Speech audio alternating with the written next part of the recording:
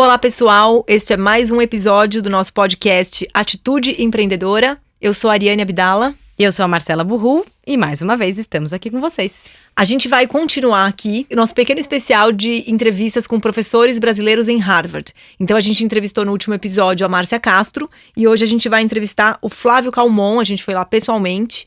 Má, conta um pouco quem é o nosso convidado de hoje. O nosso convidado de hoje é o Flávio Calmon, professor da Escola de Engenharia da Universidade de Harvard. O Flávio é brasileiro, ele cresceu em Brasília, ele fez inclusive faculdade na UNB.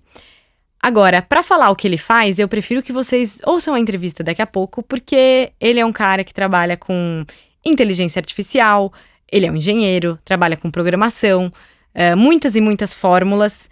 Então, acho que é mais fácil ele explicar, ele decodificar para vocês como é o dia a dia do trabalho dele, da prática. Lembra aquela lousa que tinha atrás dele no dia que a gente fez a entrevista? Cheia de fórmulas, eu fiquei olhando aquilo, gente, parecia... Eu me lembrei daquele filme, aquele clássico, Gênio Indomável, com Matt Damon. Sim. Já viu, Marcela? Sim, e ele perguntou pra gente uma hora na entrevista, não, porque, sabe, vocês já fizeram regressão linear? Oi? E aí a gente teve que admitir que não, então publicamente agora todos sabem que não, eu e a Ariane nunca fizemos uma regressão linear. Bem, pessoal, então vamos soltar a entrevista logo e no final a gente volta para contar quais foram as atitudes empreendedoras que mais se destacaram no Flávio. E aí, um comentário rápido, vocês vão perceber que no meio da entrevista, assim, logo no começo, a Ariane dá uma pirada no fato de que o Flávio Calmon tem um irmão gêmeo. E aí vocês vão descobrir daqui a pouco se é ou não é verdade que os irmãos gêmeos acordam no meio da noite pensando um no outro, né, Ariane? Sim, fiz uma licença poética, desviei do tema, mas é que eu achei muito interessante. E o irmão gêmeo dele ainda trabalha na mesma área, né? Mas Pois enfim, isso não é necessariamente uma atitude empreendedora, né? Isso é um acaso. Mas fiquem com a gente para ouvir tanto a história do irmão gêmeo do Flávio, quanto as atitudes empreendedoras que ele teve ao longo dessa carreira de engenheiro e pesquisador. Pessoal, olá! Estamos aqui em Harvard com o Flávio Calmon, professor assistente, é isso, seu cargo? Professor assistente aqui da Universidade de Harvard, na área de engenharia. E nós vamos bater um papo com ele sobre a carreira dele e sobre as ideias dele sobre tecnologia e futuro. Tudo bom, Flávio? Tudo ótimo. Então, eu nasci nos Estados Unidos, mas eu cresci em Brasília. Eu me considero, assim, praticamente de Brasília. Eu moro lá desde que eu tenho 8 anos de idade. Fiz o UNB na graduação. E depois eu fiz o mestrado na Unicamp. E depois eu vim pro MIT fazer o doutorado. E aí depois do MIT eu passei 2 anos trabalhando na IBM como cientista de dados, pós-doc. E aí eu comecei aqui como professor. Você fez engenharia, todos... Eu fiz engenharia. Minha graduação foi em engenharia de redes de comunicação, mestrado em engenharia elétrica. Nossa, por que alguém faz engenharia em redes de comunicação? Explica pra nós, pessoas normais, como que é o nome no Harry Potter? Muggles. Para os Muggles. Por que você escolheu fazer, assim, por que você fez as suas escolhas? Tipo, a primeira da faculdade, por quê? Olha, eu sempre gostei muito de matemática, mas eu gostava muito de história, geografia também. Então, acho que, especialmente no Brasil, é muito difícil às vezes, porque você tem que fazer a decisão de qual vai ser seu major, que eles chamam aqui, qual que vai ser o curso que você vai fazer com 17, 18 anos de idade. Aí você está fazendo vestibular e tentando passar. E, assim, engenharia de comunicações era uma área, assim, bem quente, né? Era a época que você estava tendo o boom do celular no Brasil e tal.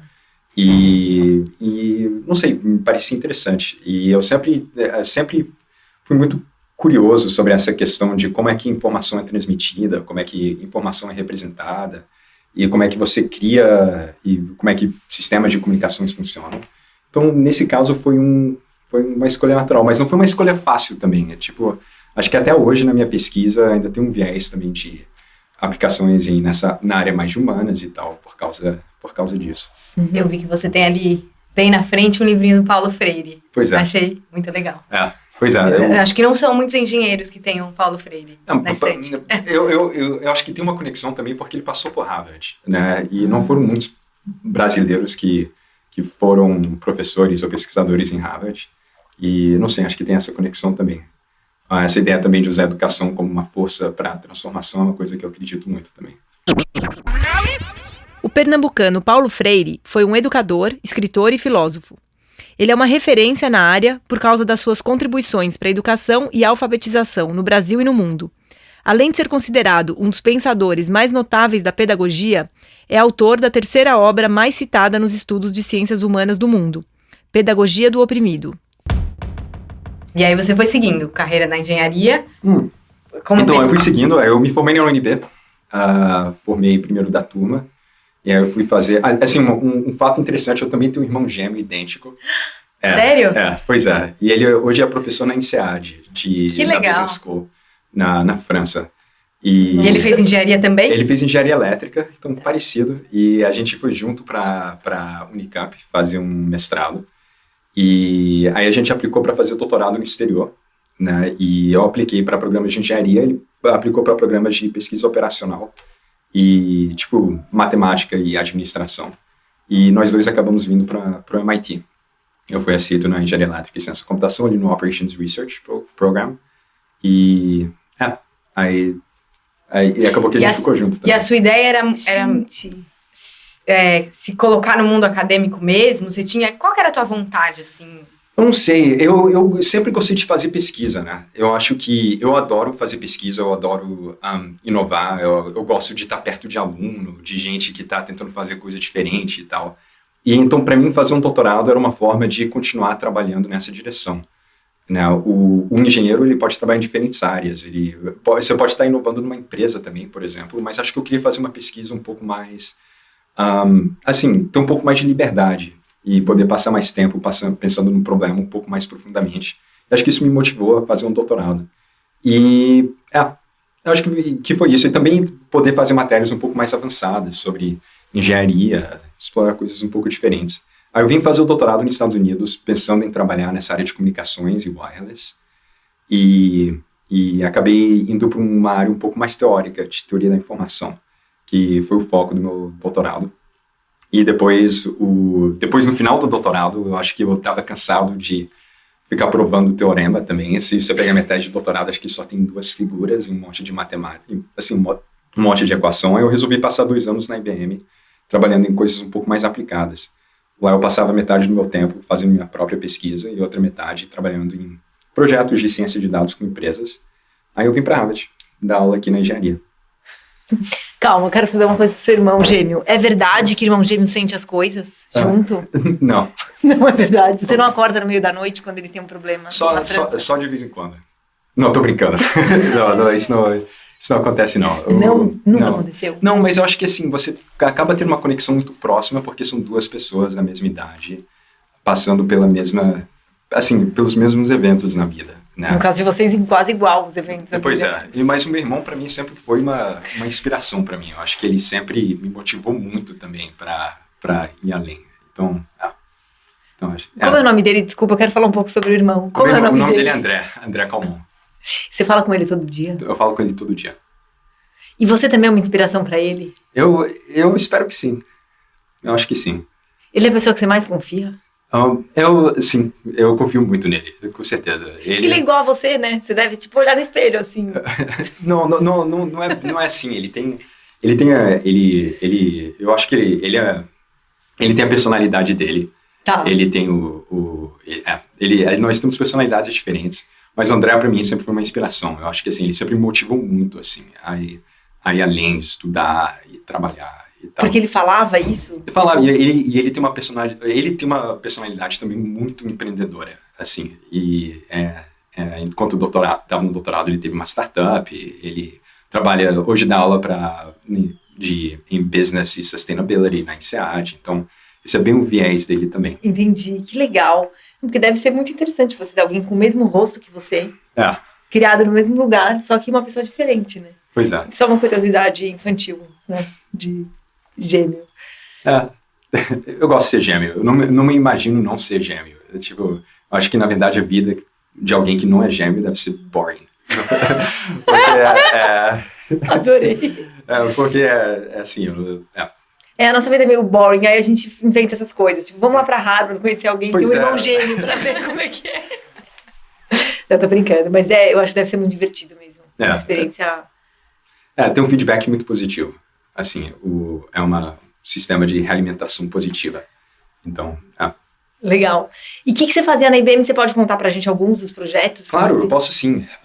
Deixa eu ver. Então, eu quando estava na IBM, eu trabalhei como assim, eu tinha uma posição de pós-doc lá que era Data Science for Social Good. Então, Data Science para o bem social. Então, passava metade do meu tempo trabalhando em projetos que usavam ciência de dados em questões de, por exemplo, um projeto de descobrir macacos que carregam Zika no Brasil. Outro projeto que hoje eu trabalho muito essa parte de discriminação e injustiça envolvendo machine learning, privacidade, machine learning e tal. E a outra metade era projetos com clientes. Um projeto que eu trabalhei era na parte de criatividade computacional, que é como você pode usar a ciência de dados para desenvolver produtos novos. A parte dessa pesquisa levou, inclusive, para um perfume que está sendo vendido no Brasil pelo Boticário. Eu vi a propaganda, eu acho. Então, isso surgiu de uma colaboração com a IBM e com um time que eu fazia parte. Então, eu ajudei a desenvolver parte dos algoritmos que levaram a esse perfume. Esse perfume que o Flávio está falando chama Egeu On. Ele foi lançado pelo Boticário em meados de 2019. E a equipe de tecnologia ensinou ao computador o processo de criação da fragrância. E foram inseridos dados de mais de 3.000 matérias-primas usadas nos perfumes para que fosse criado o produto final. E também com outras empresas que criam produtos novos, empresas de sabores, de comida e tal. Você gostava de trabalhar na IBM? Foi eu um tempo adorava trabalhar na IBM. Legal para você? Foi ótimo. Eu acho assim, eu aprendi muito sobre management, aprendi muito sobre trabalhar com... Era super legal que você trabalhava com uma empresa, com um grupo de doutores, todo mundo tinha doutorado, todo mundo junto. Você criava um produto no final que você entregava para a empresa. O tempo de turnaround do projeto era muito curto. Então, era assim, você trabalhava no projeto por 3 meses, 6 meses, aí já passava para um outro. Então, assim, era um ambiente muito dinâmico e acho que e era desenvolvimento de ponta mesmo. Então, eu gostava.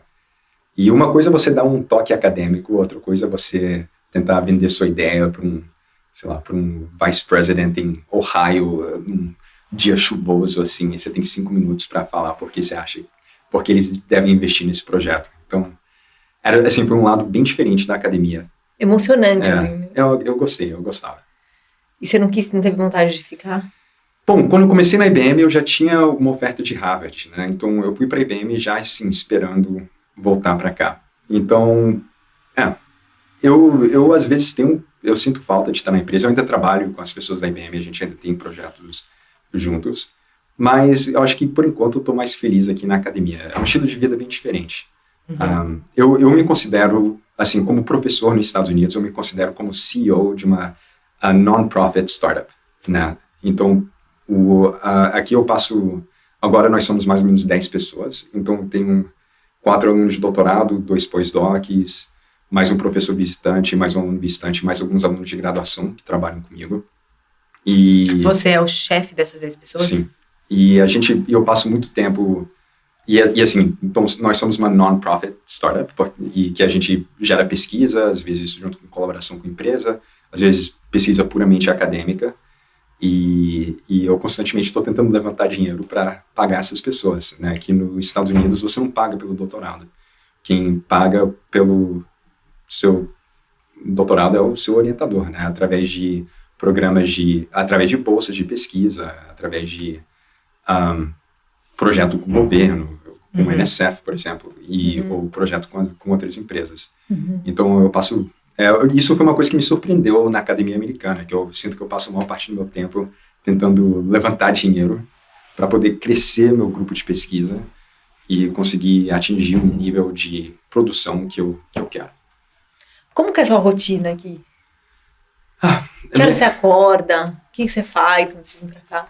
Bom, eu vou te dar a versão mais romântica da minha rotina. A gente gosta de saber da vida real. A gente gosta de saber da vida real. Eu chego no trabalho 9 horas da manhã. Eu tento estar aqui todo dia 9 horas, um pouco antes das 9. Tem dia que eu dou aula, então às vezes de manhã eu estou preparando para aula. Eu tento dar aula de manhã, eu marco minhas aulas para 10h30, meio-dia. Então os dias que eu dou aula eu estou preparando. Se não, eu normalmente tenho reunião com o aluno. Eu tento ter uma reunião de pelo menos 1 hora com cada aluno por semana para ter update do projeto, ver se tem alguma coisa que está impedindo o avanço deles e tal. Eu tenho, eu tento reservar pelo menos 2 dias ou 1 dia e meio por semana onde eu escrevo, né, onde eu passo o tempo fazendo minha própria pesquisa, ou editando coisa que aluno escreveu, ou escrevendo grant, proposta de projeto, para tentar levantar dinheiro para financiar os meus alunos, né. Eu gosto muito dos meus alunos, então eu me preocupo muito com eles, e às vezes, então eu quero que o doutorado deles sejam tranquilamente financiados, assim, então eu passo bastante tempo tentando levantar esses recursos. E tirando isso, meu dia normalmente é uma sucessão de reuniões. Então tem reuniões com colaboradores, tipo agora, antes dessa conversa, eu estava na reunião de departamento, né, onde a gente conversa sobre o programa de graduação em Harvard, sobre questões com alunos de pós. Eu faço parte de diferentes comitês na universidade, então estou no comitê que revê o programa dos alunos de pós, de doutorado, né, de graduate school. Então minha rotina é normalmente essa: eu acordo de manhã, preparo para aula, dou aula, tenho um monte de reunião com o aluno, aí no final do dia tento tocar minha própria pesquisa, ou tocar um pouco dessas propostas, e se der tempo, ir para a academia e voltar para casa e encontrar com minha esposa. Então, Um dia bastante agitado, né? Pois é, tem dia que vai até meia-noite, mas tem dia que, assim, a vantagem da academia é que você tem um pouco mais de flexibilidade, né? Então tem dia que dá para terminar um pouco mais cedo e fazer o meu próprio horário. Mas a descrição parece mesmo de um CEO, né? Que passa em reuniões, ajudando os outros a conseguir realizar os trabalhos dele. Levantando verbas. Pois é, esse é meu 3º ano em Harvard, e esse é um ano meio estranho, porque é o primeiro ano que eu sinto que eu tenho... Porque até ano passado eu ainda conseguia estar trabalhando com meus alunos o tempo inteiro, né? Tipo, passar tempo realmente produzindo com eles, escrevendo código, escrevendo programa, escrevendo paper, escrevendo equações no quadro e tal. Esse ano, como o grupo cresceu, é mais eu tenho um rol um pouco mais de manager, assim. Então, vamos ver. Sim. Tudo que se fala hoje tem a ver, assim, de tendência ou de preocupações, ou que a gente tem que tomar cuidado porque pode salvar o mundo ou pode afundar o mundo de vez. Tem inteligência artificial, tem privacidade, tem dados e tem vieses. Explica pra gente o que você está fazendo e qual a sua motivação para estudar isso e como isso pode contribuir para o mundo. Tá, Só isso. Só isso, só como é que eu vou mudar o mundo com minha pesquisa. Deixa eu te dar Então, deixa eu te dar um pouco de contexto antes sobre o problema que eu trabalho. Então, a gente vive num momento onde se escuta muito de inteligência artificial e machine learning e tudo mais. E por que isso está acontecendo? Porque nos últimos 30, 40 anos, os engenheiros e cientistas da computação, a gente vem desenvolvendo sistemas de comunicação e sistemas de armazenamento de dados, né? Então, tudo quanto a empresa está usando um banco de dados já há 30 anos, né? Mas hoje o ritmo que a gente coleta esses dados aumentou muito rapidamente, né, exponencialmente. E, na verdade, você tem empresas hoje cujo business model é totalmente focado em desenvolver basicamente na coleta e processamento de dados, e targeted advertisement, propaganda online e tal. E, ao mesmo tempo, a gente tem um aumento também rápido na nossa capacidade computacional hoje. Você tem arquitetura de computação, tipo um GPU, não sei se sabe que é um GPU, que normalmente se usa para jogar videogame no computador. Sim. Um GPU é tipo um mini supercomputador que você consegue instalar no seu desktop. E você consegue fazer processamento de dados em uma velocidade muito alta. Então você tem uma combinação de muitos dados e também, ao mesmo tempo, um aumento rápido de processamento computacional. Também com avanços na estatística e modelamento de dados e tal. Isso levou a esse momento que a gente vive agora, de machine learning, inteligência artificial e tal. Então, a minha pesquisa, fundamentalmente, trabalha com a teoria da informação que existe por trás desses dados. Quais são os limites de aprendizagem a partir de dados? Tipo, como é que a gente representa... vocês já fizeram uma regressão linear? Tipo, eu te dou um monte de dados e você tenta botar uma reta no meio desses dados. Não, a gente escreve. Tá, mas escreve com letras. Não, mas isso você consegue entender. Eu te dou um monte de dados e eu a gente entendeu. Tentar passar uma reta. Sim. E ver qual que é a tendência desses dados. Sim. Então, hoje, quando você treina uma coisa tipo uma rede neural, você pode pensar de uma forma bem alto nível que você está fazendo uma regressão, só que usando uma função muito mais complexa do que uma reta, para tentar prever tendências e encontrar padrões nesses dados, né? Então, o que eu penso é como em vez de ser a média da idade dos alunos da sala. Exatamente. A média é muito mais Porque complexa. eles comem às 8 da noite. Ou, por exemplo, exatamente, ou você entra, você pode fazer uma regressão e falar quantas vezes um aluno faltou uma aula e qual que é a nota que você espera que esse aluno tire, qual é essa correlação.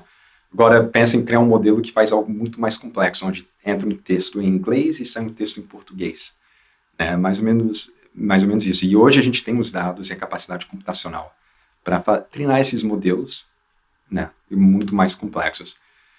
E o que eu estudo é como a gente representa dados para tentar fazer como é que a gente consegue representar dados, por exemplo, para conseguir treinar esses modelos de machine learning, de inteligência artificial. Agora, quando você faz isso, você tem várias aplicações super legais, né? Você consegue usar machine learning para criar perfumes novos ou para fazer alguma coisa tipo Google Translate. Mas, ao mesmo tempo, tem vários riscos associados a isso, né? Você tem o risco de propagar vieses que existem dentro dos dados. E, às vezes, são vieses de origem histórica mesmo.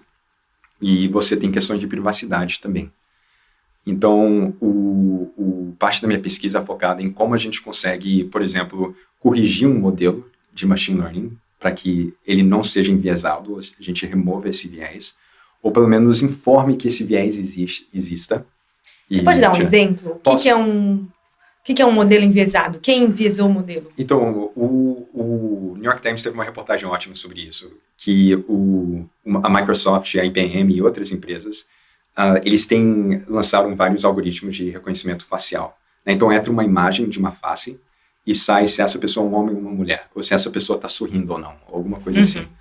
E eles mostraram que que teve um estudo, inclusive, feito no MIT, que demonstrou que vários desses algoritmos, você tinha uma performance muito pior para pessoas com pele mais escura do que pessoas com pele mais clara, ou seja, a taxa de erro em detectar se essa pessoa é um homem ou mulher era muito maior para pessoas afrodescendentes. Então, por que isso aconteceu?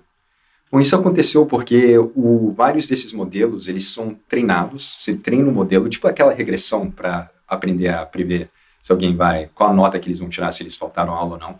Você treina esse modelo usando dados, né? E acabou que eles treinaram usando dados de imagens de celebridades coletados na internet, que na sua maioria eram pessoas brancas. Entendi. Então, existia um viés nos dados e aí o modelo que você treinou também era enviesado.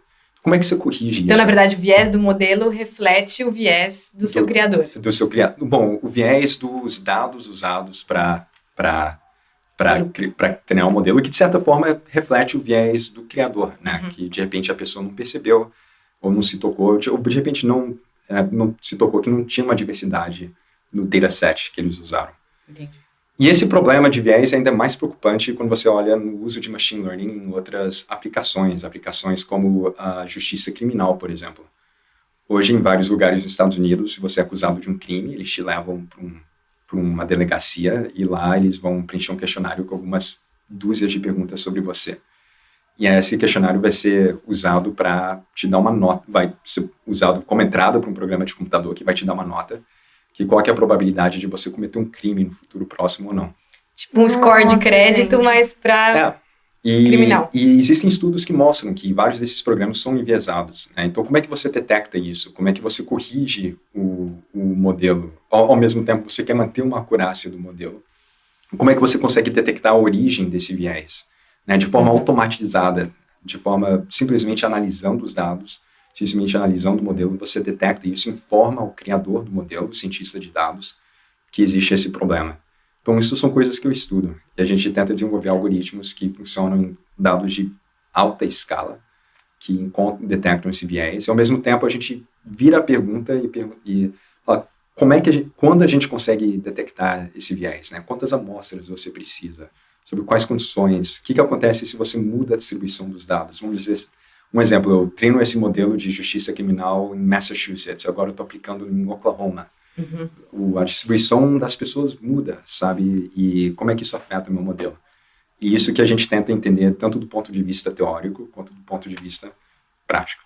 Então, fazer uma analogia bem simples, é como se vocês fossem, assim, uns sentinelas que estão ali vasculhando esses bancos de dados para ver se o banco de dados está enviesado e falar, olha, pode dar esse problema aqui, pode dar esse... Eu vejo a gente como os engenheiros que estão... nós criamos o cinto de segurança, né? Uhum. Tipo, enfim, como é que você vai criar um cinto de segurança? Existem várias questões legais sobre o uso de cinto de segurança. Deve ser obrigatório ou não? Tipo, deve ser um cinto de 3 pontas ou de 2 pontas é o suficiente e tal. Mas se você não conseguir criar esse sistema, o cinto de segurança, toda essa discussão não é válida. E o que a gente está tentando fazer é criar esse cinto de segurança, só que para o machine learning. E vocês estão fazendo testes práticos na vida real? Já tem aplicação, tipo, em sistemas de fato? Sim, a gente tenta testar isso com dados reais. Eu trabalho junto com a IBM, por exemplo, para integrar isso em alguns sistemas que eles têm, ou testar com um pacote que eles têm. E a gente tenta testar com diferentes dados. E tá indo bem? Assim, é otimista o resultado? Não, é otimista. Eu acho que, assim, é importante, é um problema muito difícil, né? E acho que cada vez mais, quando a gente usa machine learning em algoritmos de aplicação com consequência individual, você vai determinar se essa pessoa vai ser presa ou não, se essa pessoa vai receber um empréstimo ou não. Eu acho que a gente tem que criar também essa consciência de que esses algoritmos podem discriminar. Então é um problema difícil, mas eu acho que cada vez mais as pessoas estão se ligando para isso. No que a tecnologia nunca vai substituir o ser humano, na sua opinião? Na minha opinião. Se é que tem alguma coisa. Não, eu acho que... na verdade, eu acho que a gente ainda está... O motivo que eu dei uma pausa para essa pergunta, porque eu acho que a gente ainda está muito longe de desenvolver tecnologias que vão substituir o ser humano na maior parte das coisas. Eu acho que o que a gente... Por isso que por enquanto, eu acho que a pergunta mais interessante é onde que a tecnologia poderia substituir o ser humano hoje? E eu acho que tem poucos lugares.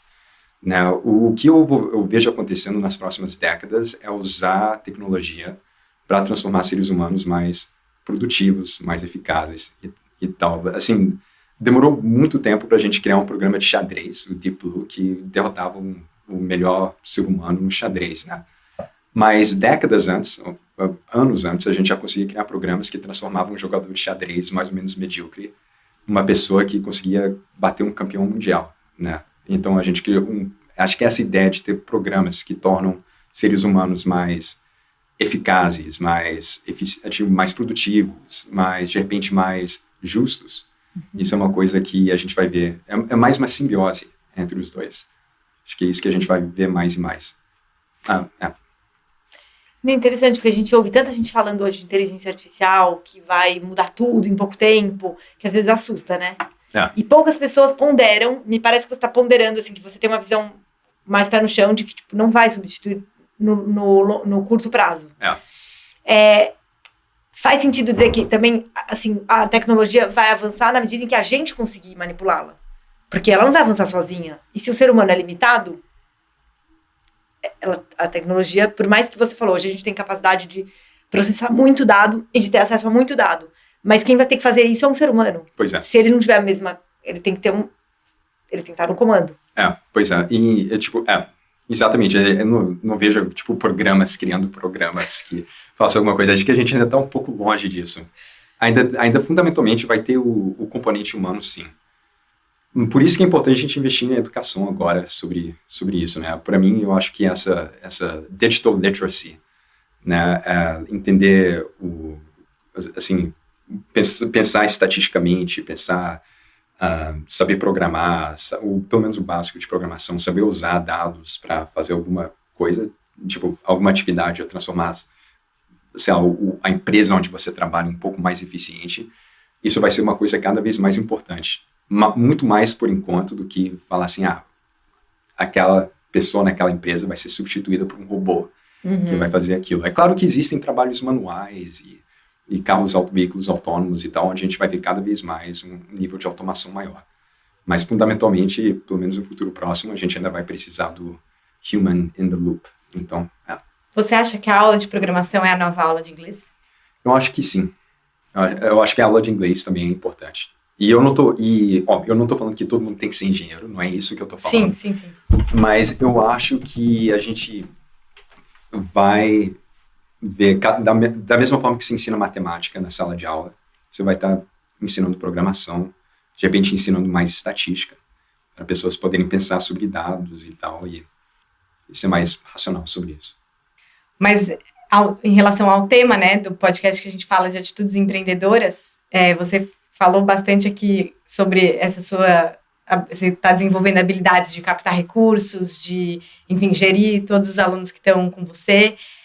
O que você acredita que na tua vida e na vida desses alunos que chegaram até aqui em Harvard, né, e convivem com você, quais são as atitudes, as iniciativas importantes para a gente ir um pouco mais longe cada dia na nossa vida? A gente adora quando o entrevistado faz isso.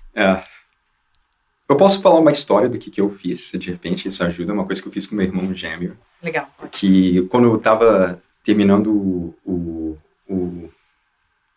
meu mestrado na Unicamp, e eu estava pensando em aplicar para o doutorado no exterior, eu e meu irmão, a gente juntou dinheiro, né, da nossa bolsa na Unicamp, e a gente juntou uma grana e resolveu viajar para os Estados Unidos e visitar algumas universidades. Porque eu tinha morado nos Estados Unidos quando era muito pequeno, mas assim, fazia anos que eu não voltava, e enfim. E só para ver qual é de estudar no exterior, o que é uma universidade tipo, sei lá, MIT, ou na Califórnia e tal. Então a gente eu mandei vários e-mails para vários professores, falando assim, meu nome é Flávio Calmon, sou do Brasil, e será que você tem 15 minutos para conversar comigo sobre minha pesquisa e sobre fazer o doutorado?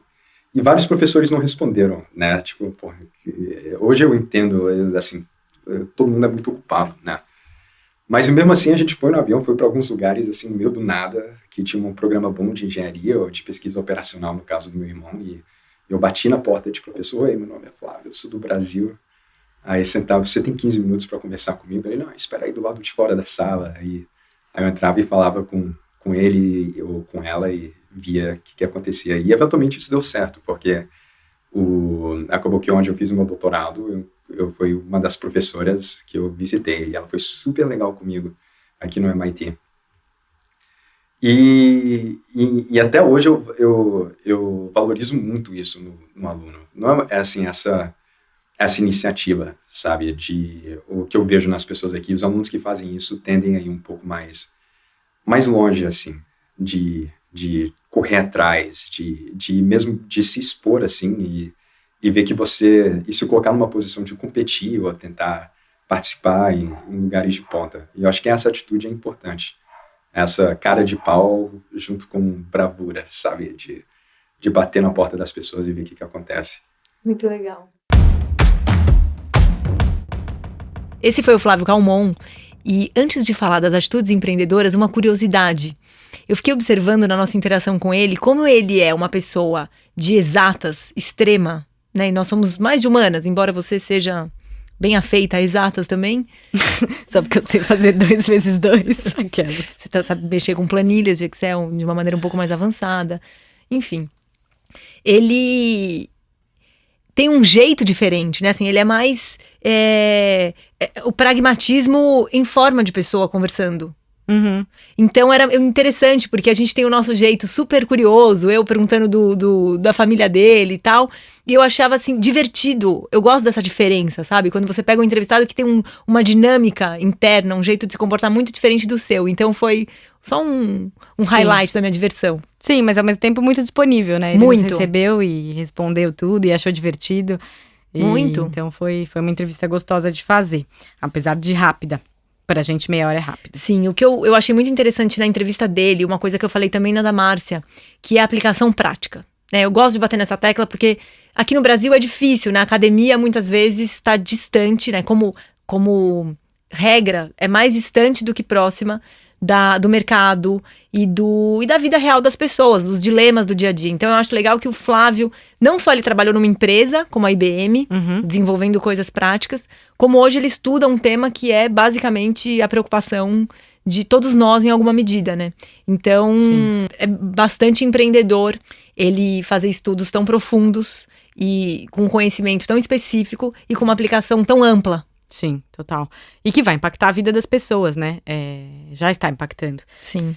Pra mim, o mais interessante no Flávio foi até ele comentou, né, que ele se sente como um CEO e isso é muito legal de ver que ele poderia muito bem ter chegado à posição que ele tá hoje, né, ser professor numa instituição super reconhecida mundialmente, tá numa área que todo mundo tá querendo estudar, tá todo mundo olhando, e ele poderia falar assim, bom, agora as pessoas, os alunos, os estudantes que venham rastejando até mim. E ele é totalmente disponível, ele quer mais aumentar o grupo de estudo dele, trazer mais gente, conseguir mais bolsa. Então ele é um líder, sem que ele necessariamente, ele não foi obrigado a ocupar esse papel, mas ele quer muito e ele quer ampliar a oportunidade para as pessoas que querem estudar com ele. É uma atitude bem empreendedora, né? Sim. E ele quer, não porque ele quer ter mais poder, porque ele quer ser um professor cheio de pessoas embaixo dele, mas sim porque ele gosta da área onde ele trabalha e ele quer mais gente para ajudar e para pensar junto. Então isso eu achei muito legal. Ele quer ver os outros se realizando também, né? A realização dos outros é a realização dele, o prazer do construir, é muito claro mesmo isso nele. Do construir e do compartilhar, né? Sim. Porque por mais que a gente tenha essa visão de que pesquisadores acadêmicos são muito solitários, e muitas vezes eles são, mas a troca de ideias, né, é fundamental para você chegar a conclusões que você sozinho talvez não conseguisse. Então, acho que é isso. Você destacaria mais alguma coisa? Não, por enquanto, acho que esse é o principal, é o ouro dessa entrevista. E quero ouvir o que os ouvintes estão achando. Então, não só do nosso podcast como um todo, mas da entrevista do Flávio também. O que a gente puder melhorar, o que a gente puder perguntar para os próximos, novos nomes. Mandem mensagem. A gente tem agora um perfil no Instagram, @podcast Atitude Empreendedora. Exato. E por lá vocês vão acompanhar todos os episódios novos que a gente subir a cada semana, a gente vai anunciar. E podem também comentar nos posts, mandar mensagem privada. Queremos muito saber a opinião de vocês, seja ela positiva ou alguma coisa que a gente tem que ajustar. Tá bom? Então, essa semana ficamos por aqui. Esperamos que vocês tenham gostado. E até o próximo episódio. Semana que vem tem mais. Até mais. Até.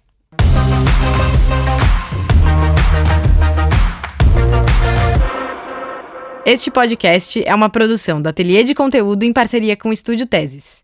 O episódio foi apresentado por Ariane Abdala e Marcela Burru, com a produção de Júlia Fregonese, Vitória Pirola, Vanessa Nagayoshi, Bruna Galati e Mayara Santos.